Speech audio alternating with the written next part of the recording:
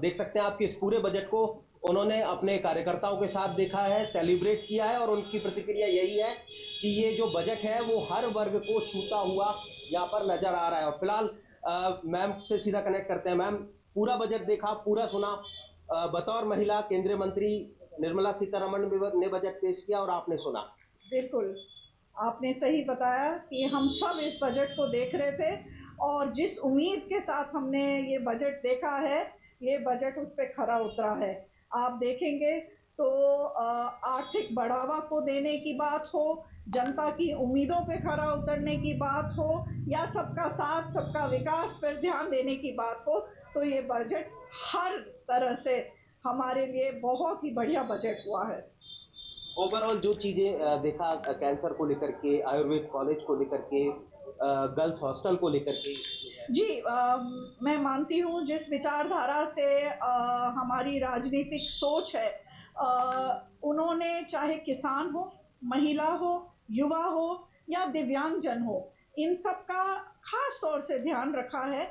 आप किसान की बात करें तो नारियल से लेके पशुधन को बढ़ावा देने का कार्य करने में, पशु चिकित्सालय खोलने के बारे में ध्यान दिया गया है। महिला की बात करें तो महिला के लिए क्रेडिट गारंटी स्कीम हो, शी मार्ट हो या ड्रोन दीदी की बात हो, उन पे ध्यान दिया गया है। युवा के लिए रोजगार बहुत ही महत्वपूर्ण मुद्दा है, जिसके लिए उन्होंने चाहे वाटरवेज के बारे में सोचा है, जो कोस्टल एरियाज में उन्होंने वाटरवेज को बढ़ावा देने का काम के बारे में इस बजट में चर्चा हुई है। उसके साथ युवाओं को इसमें ट्रेनिंग देके उनको रोजगार कैसे दिया जाए, इस पे भी सोचा गया है। चाहे इसमें या टूरिस्ट गाइड के माध्यम से उनको कैसे रोजगार दिया जाए, तो युवाओं और दिव्यांग जनों की वो कैसे अपना जीवन सम्मान के साथ जी सके, उस पर ध्यान दिया है।